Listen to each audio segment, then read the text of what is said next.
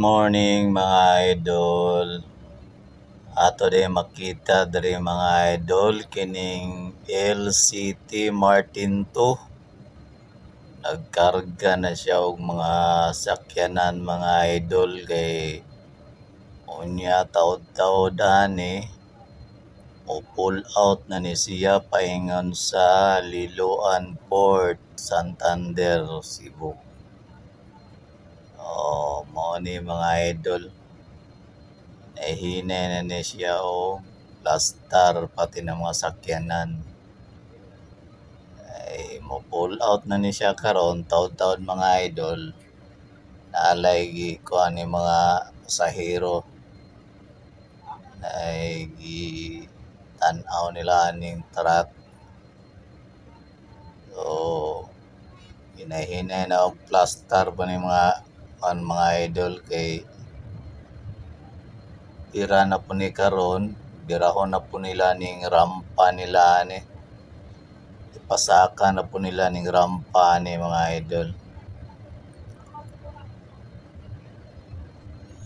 Na plastar na sila diya mga idol.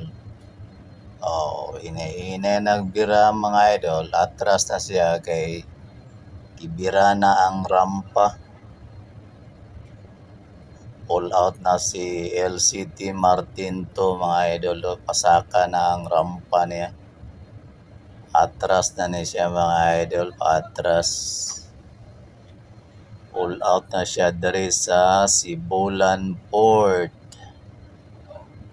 Pull out na siya mga idol kay paingon na niya siya dito sa Liloan Port na po mga idol. Hinahinay na siya og paibot para motuyok siya mga idol. Hinahinay na siya og tuyok. Paingon na niya siya sa Liloan Port. Medyo gamay-gamay ra karon ang sakyanan na karga nila mga idol. Wala mapuno. Dako-dako pa og bakante. Mao na ni mga idol, tuyok na siya. Patuyok na si LCT Martin 2. Mao na siya mga idol. Na siya, paingon na ni siya sa Liloan Port.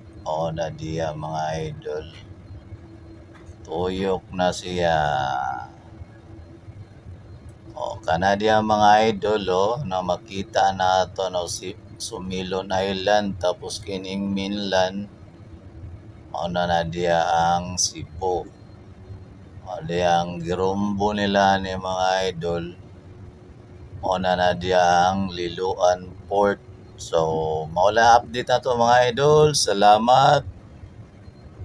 Thank you so much for watching mga idol. Have a great and blessed day.